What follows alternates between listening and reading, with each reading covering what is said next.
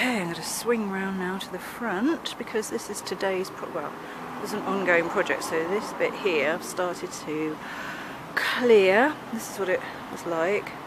I'm actually digging this out because, not digging out, but removing the weeds, because this is going to be a herb border. I've cut this euonymus back, so it doesn't really want, the soil doesn't really want enriching too much. They don't like such rich soil. So rather than go for the no-dig approach where I would mulch it quite heavily, which would make a good soil improvement, I'm actually just going to plant into it and put a light mulch on top. However, I come up the steps. This border here is going to be shrubs, trees and a mixed border, this area here. And I am going to make a no-dig bed here because it's just far too much for me to dig out. So I've just started trimming the wild grass down a little bit, and then realised, oh, I should probably take some pictures of what it looks like when I've started, so that I can show you what it looks like when it's finished. So there we go. Good morning, it's the 5th of December, and in the last video I showed you this area pre-strimmed.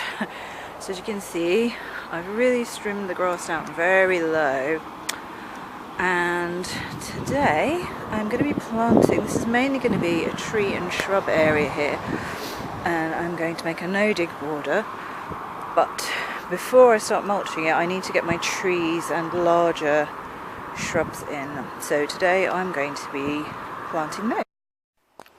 Okay, so the first tree that I'm planting in this garden is this beautiful Denby plum, which was grown by my lovely friend Annie at Heather Tree Nursery. Now that's up in North Power, so it's a few miles north of here. This tree has been grown on the side of a mountain, so I'm very sure it's going to be good and hardy to survive in this garden. It's always lovely to get trees fairly local or from similar conditions if you can. It's not always possible.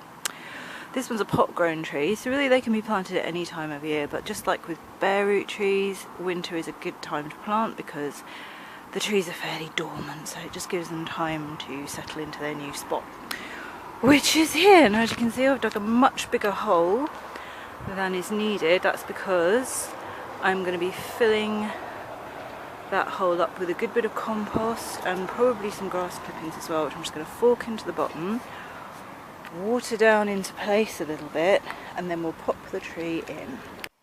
Okay, so there's my planting hole, half filled now with compost, also some chopped up bits of weeds and some grass clippings.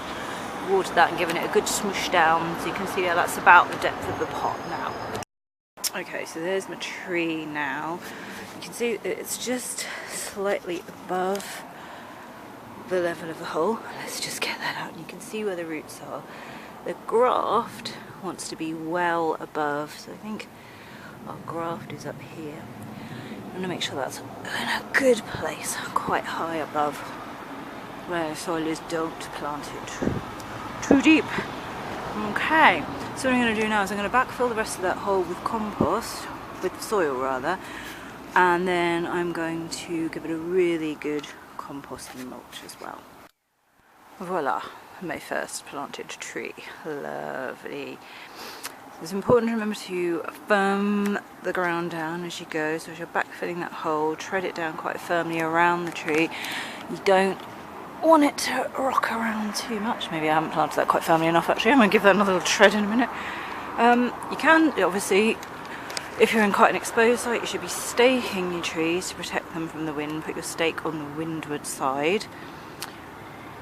If you are bothered by rabbits and other critters, a tree guard might also be necessary, but right here next to the A44, that's not so much of a problem, so I think we'll be alright. And actually it's not a very exposed site either. Some people do say you shouldn't stake your trees because it makes them grow stronger and more resilient if you don't.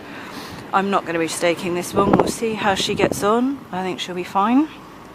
I've mulched in a sort of donut shape around the base of the tree, but as you can see, not right up to the tree trunk because we don't want any rot to set in. That's really to feed the tree, but also to keep the weeds down. The rest of this bed is going to be mulched with cardboard and then some chippings probably on top. in between the perennial plants. But there we go, there is our first pot grown fruit tree. Beautiful. The next tree I'm going to plant today is a bare rooted tree. These are trees that have been what they call field grown. If you buy mail order or from some nurseries, this is how they will arrive in the winter, again because they are dormant. So it will arrive usually with a root ball wrapped up in something like that or some sacking. Because these came a little bit earlier and I wasn't quite ready to plant them, I've done what's known as heeling in, which is you just dig a little shallow trench, and it's got a little friend there with it as well, lay it in at an angle so that the wind doesn't disturb it, and just make sure all the roots are covered. I had to give it a little bit of mulch and newspaper, but the birds have made short work of that. So this is a cherry tree, this is cherry stellata, and this is actually going in the side garden. I've just been busy digging a hole there, so I'm just going to gently use my fork now to move the earth from around there.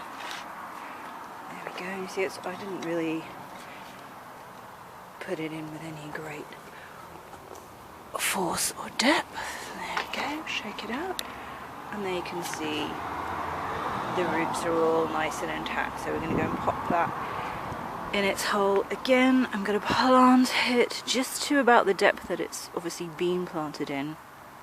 There's the graft, so again we want to make sure that that's quite high up out of the ground. So I'm going to plant it to around about this depth here, but actually a little bit proud because then there's going to be a mulch around. So let's go and pop her in.